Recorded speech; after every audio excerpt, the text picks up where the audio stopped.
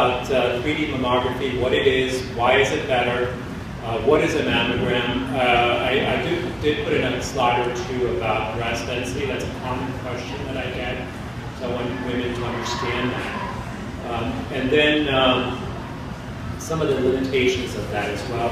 So mammography really still remains our mainstay of diagnosing breast cancer. You hear the controversy, you know, it goes up and down. You hear in the paper, don't get a mammogram, get a mammogram, started at 40.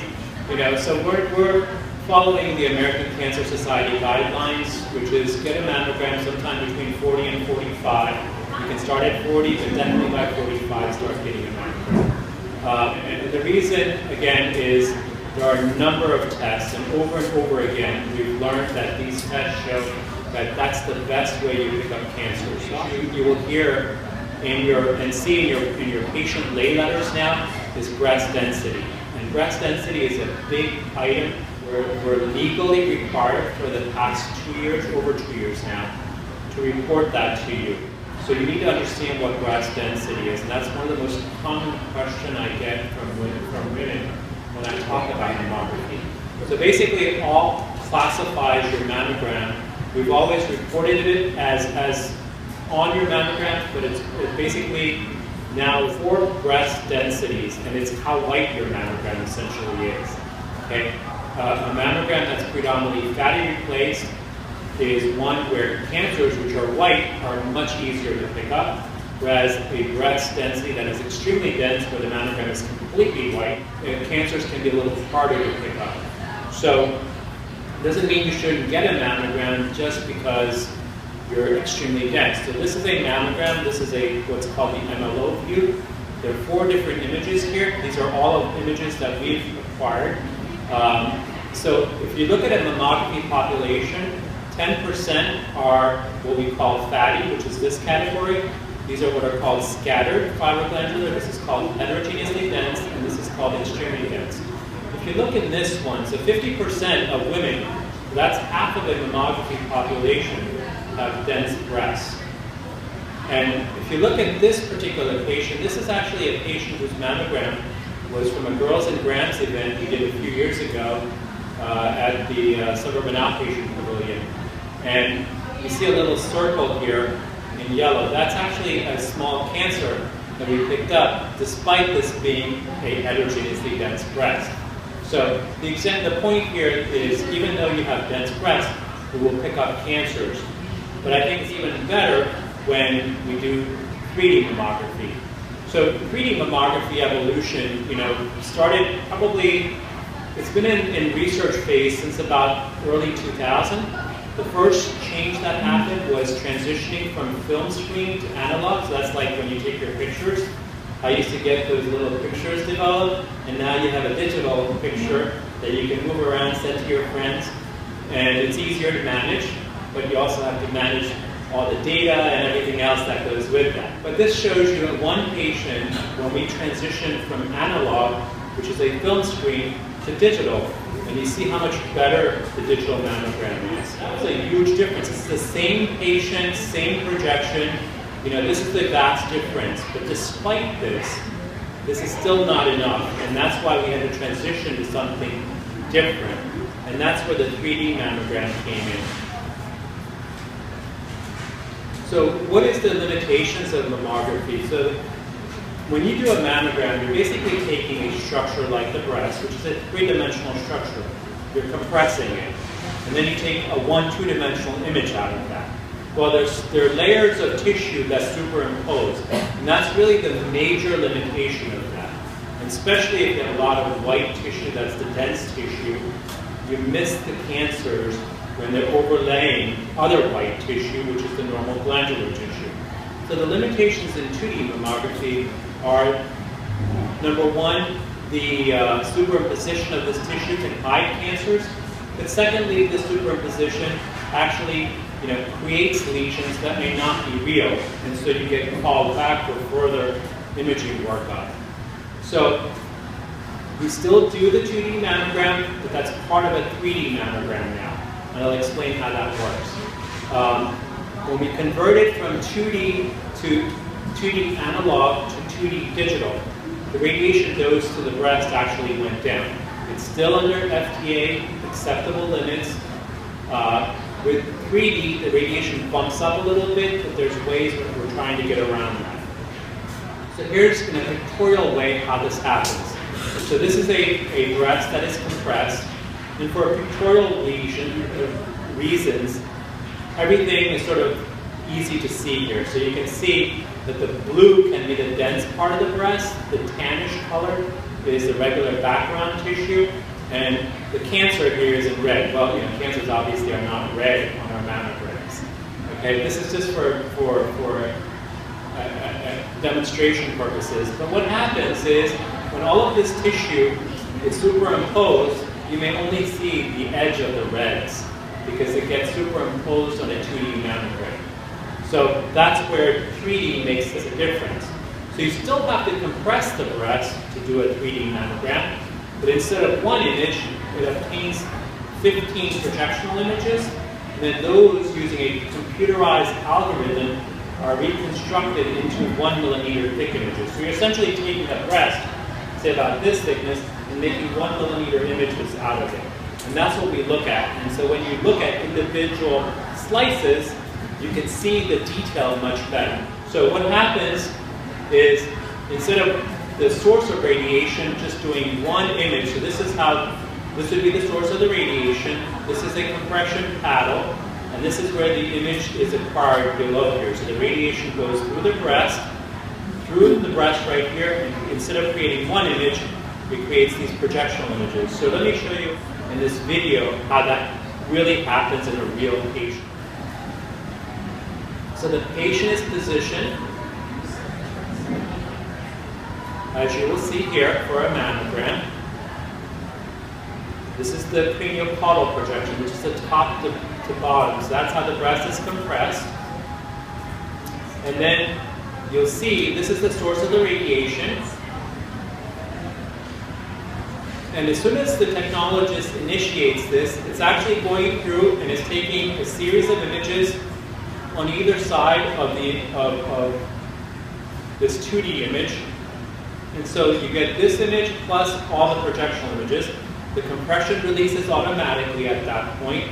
So you're not in compression any longer for a 3D mammogram compared to a 2D mammogram, just seconds longer.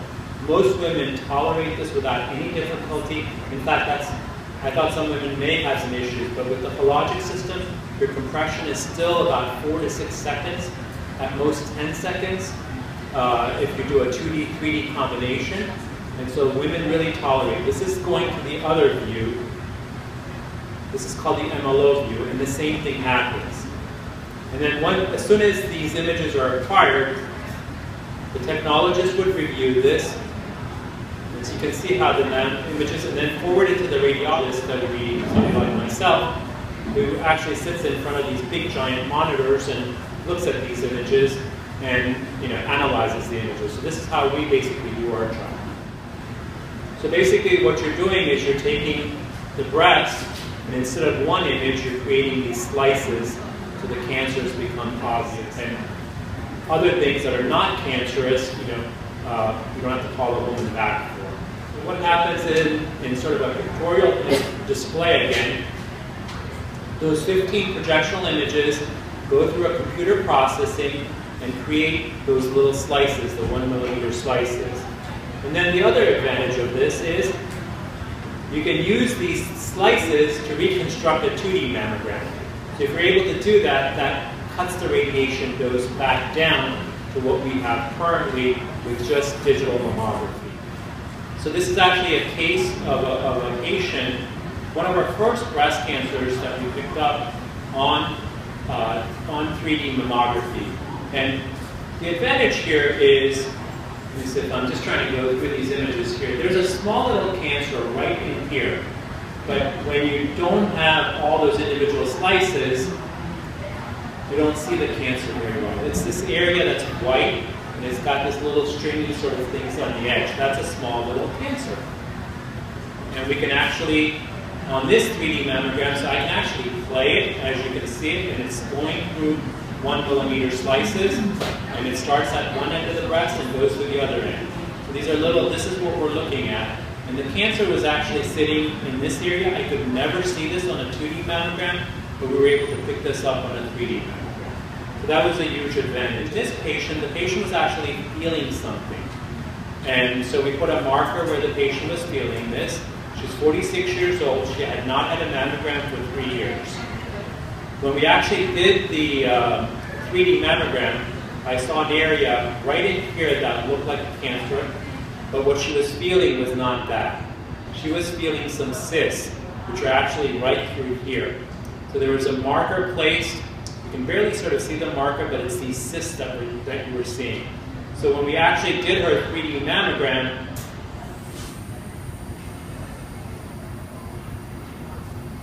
and again, it's hard, I don't know how well it's projecting up here, but the cancer is sort of sitting right in here, and what she was feeling were these other areas, which were the cysts. So had we not done a 3D mammogram in this patient, we would have completely missed her breast cancer. A 48-year-old patient that I'd seen just last summer. Again, she was somebody who had something very obvious on the 3D mammogram, but not on the 2D mammogram. So there was an area that was distorted right through here. This is actually a clip after I biopsied this. And you still cannot see where this cancer is on the 2D mammogram. But on the 3D mammogram, it was very obvious area of distortion we were seeing. We had actually done her mammogram. We couldn't find this on ultrasound. And we actually did an MRI and could not even find it on an MRI of the breast. So this is just amazing what we picked up. But because this was enough of a concern, I actually did a biopsy on her. So this is her 3D mammogram. And basically showed an area that was distorted right in here and right in here. So what I did in her was did a biopsy using the 3D technology. So this is actually my needle coming in right after that. And this is in fact a small lobular cancer that would not have been picked up had we not done this technology. So those are the real benefits of that. What we're seeing is the experience of what we've seen across the country, the literature that is out there, that basically, and these are multiple studies here, this is probably the most powerful study. This is actually such a strong study. It was published about 3 years ago in the Journal of the American Medical Association, which is actually distributed to a lot of physicians who belong to the American Medical Association. So this particular study had 450,000 women that were studied, and in these 450,000 women, they found that the recall rate with 3D mammography, decreased by 15% compared to 2D mammography. So that's those false positivity that creates unnecessary worries and anxiety. But the other thing that's more important, I think, is that this same study shows, and other studies have sort of paralleled this, that there was a 29% increase in cancer detection. Looking at our data just alone in the last year, our cancer detection rates have gone up by 42% just with this 3D technology. So I think it's very important. Well, this is going to become the new standard of care, and that's what we're really preparing for. We've had issues with insurances not paying, so when you go for your 3D mammogram, they'll make you sign a disclosure, but increasingly, I would say about 70 to 80% of our insurance providers are paying for this now. I showed this case from several years ago because you're taught how to do breast self-exams and things like that and what to look for. So this was a patient, actually she didn't notice it, her doctor noticed that there was dimpling in her breast. And it's being caused by this cancer that's actually pulling into the breast. So the last thing we want to do is diagnose your cancers when they're clinically evident. The better part is you want to be able to pick up the cancers, before you can even feel them, see them, and so forth. So those are the real advantages of our 3D mammography. I'm a firm believer in it based on our experience, and even some of the physicians who looked at this and said, "Boy, this is a lot of work. Is this worth it?" are now at the point where, like, wow, this is truly worth it. So this is the revolutionary change in how we do mammography.